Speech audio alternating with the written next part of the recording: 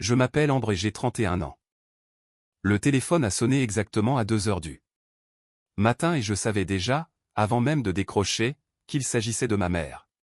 Car elle est la seule personne dans mon entourage pour qui le sommeil semble être une option facultative. Demain, tu seras au dîner avec la famille de la fiancée de ton frère, mais garde bien tes opinions pour toi, a-t-elle lancé. Sans salutation, sans excuse pour l'heure, rien. Je me suis redressé dans l'obscurité et je lui ai demandé pourquoi. Pourquoi maintenant? Pourquoi cet avertissement accompagnant une invitation qui aurait dû rester une simple politesse? Elle a répliqué instantanément, comme si elle avait répété son texte. Son père est un colonel décoré. Ne nous ridiculise pas. J'ai laissé ces mots flotter un instant, ressentant cette sensation familière d'être traité comme un fardeau plutôt que comme une fille. J'ai souri, même si elle ne pouvait pas le voir, et j'ai dit « entendu ». Puis j'ai raccroché et me suis recouché, fixant le plafond, me demandant bien de quoi j'étais capable pour les embarrasser autant. Mon frère, Hugo, était fiancé depuis 3 mois à une dénommée Viviane, la fille d'un homme que ma famille n'évoquait qu'avec des chuchotements révérencieux. Le colonel Bennett Whitfield, décoré, respecté, le genre d'homme dont le seul nom semblait faire se redresser les gens quand il le prononçait. Je ne l'avais jamais rencontré. À vrai dire, j'avais à peine croisé Viviane, exactement 2 fois. Les 2 fois, moins de 20 minutes. Ah. Chaque fois, ma mère rôdait autour de moi comme une metteuse en scène terrifiée. À l'idée que j'improvise une réplique non prévue au script, cela ne m'offensait pas, j'étais habitué. Dans ma famille, on m'avait relégué depuis longtemps au rôle de l'élément imprévisible, la honte en puissance, simplement parce que je ne menais pas la vie qu'ils avaient tracée pour moi. Pas de mari, pas de poste de cadre dans une tour de la Défense, pas d'appartement digne d'un magazine de décoration à exhiber pendant les fêtes. Juste moi, mon studio et un emploi discret de fonctionnaire dont personne, lors des repas de famille, ne prenait la peine de demander des nouvelles, car personne n'imaginait qu'il puisse y avoir quoi que ce soit d'intéressant à dire. Le dîner avait lieu dans un espace de réception privé dans le centre-ville, le genre de lieu à l'éclairage tamisé et au quatuor à cordes installé dans un coin. Comme un simple meuble de luxe. Je suis arrivé dans une robe bleu marine sobre. Les cheveux tirés en arrière, rien d'ostentatoire, car l'ostentatoire était, selon le code de ma mère, une forme d'humiliation en soi. Elle m'a attendu à l'entrée avec un sourire si travaillé qu'il en paraissait figé, a passé mon bras sous le sien et m'a conduite vers les tables comme si elle livrait un colis dont elle craignait qu'il ne se casse. Souris, dit bonjour. Ne mentionne rien du passé, a-t-elle murmuré. J'ai hoché la tête, ayant déjà décidé que le moyen le plus simple de passer la soirée était de me fondre dans le décor et de laisser Hugo profiter de son moment. Hugo avait l'air heureux. Vraiment heureux. Le genre de bonheur que je ne lui avais pas vu depuis des années. Pendant un instant, je me suis réjoui pour lui sans compliquer les choses. Viviane était chaleureuse, bien plus que je ne l'aurais cru, serrant ma main et disant qu'elle avait tant entendu parler de moi, ce dont je doutais fort, étant donné avec quel soin mon existence semblait être effacée de toute conversation importante. J'ai échangé des banalités avec des cousins que je reconnaissais à peine, hochant la tête devant les récits sur la nouvelle promotion d'Hugo, et je n'ai bu qu'un seul verre de vin, car le regard de ma mère me scrutait sans cesse à travers la salle, comme une laisse qu'elle tenait à distance. Puis, les toasts ont commencé. Le futur beau-père d'Hugo s'est levé, grand, les épaules larges, son uniforme repassé avec une telle précision qu'il semblait pouvoir trancher le verre, ses médailles alignées sur sa poitrine racontaient une histoire que la plupart des gens dans cette salle ne comprendraient jamais. Le colonel a levé son verre et a commencé avec la courtoisie habituelle. Sa fierté pour sa fille. L'impression que lui faisait le caractère d'Hugo, l'importance de l'union de nos deux familles. La salle était sous le charme, comme elle l'était toujours pour des hommes de sa trempe. Puis ses yeux ont dépassé Hugo, Viviane, le sourire crispé de ma mère, pour se poser directement sur moi. Il s'est arrêté net. Pas un bégaiement, pas une pause dramatique, un arrêt complet, le genre qui fait que les gens bougent sur leur chaise sans trop savoir pourquoi. Il a posé son verre lentement et a fait 2 pas dans ma direction tandis que 200 regards le suivaient.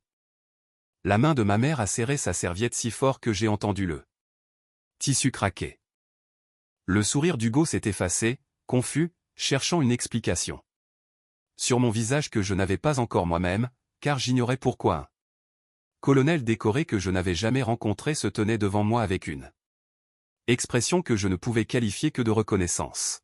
« Bonjour », a-t-il dit, d'une voix basse mais qui portait, cette voix entraînée à remplir des salles sans élever le ton. « Je suis surpris de vous voir ici. » Il a incliné la tête, m'étudiant comme on étudie quelque chose que l'on essaie de replacer dans ses souvenirs.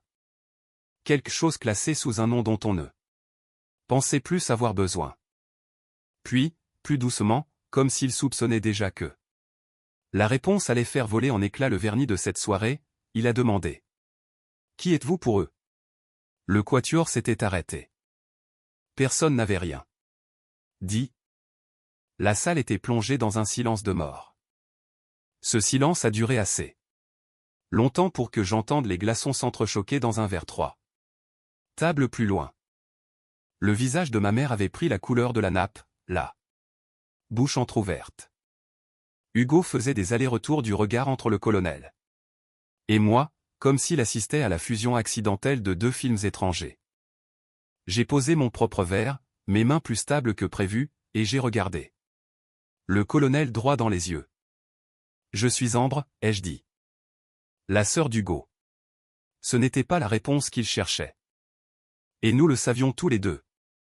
Il a esquissé un demi-sourire, comme un homme savourant une blague privée qu'il n'était pas encore prêt à partager.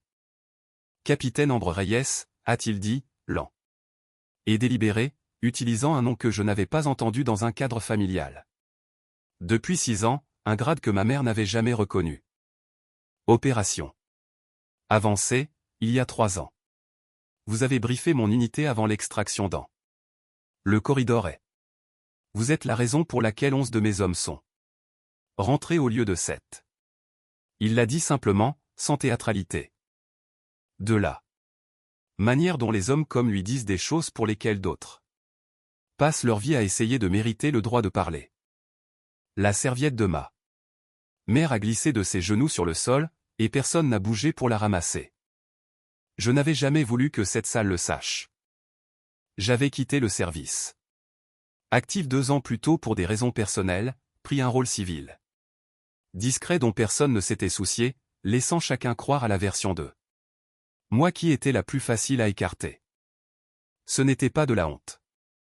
C'était juste que l'expliquer à des gens qui avaient déjà décidé qui j'étais ressemblait à jeter une pierre dans un lac gelé.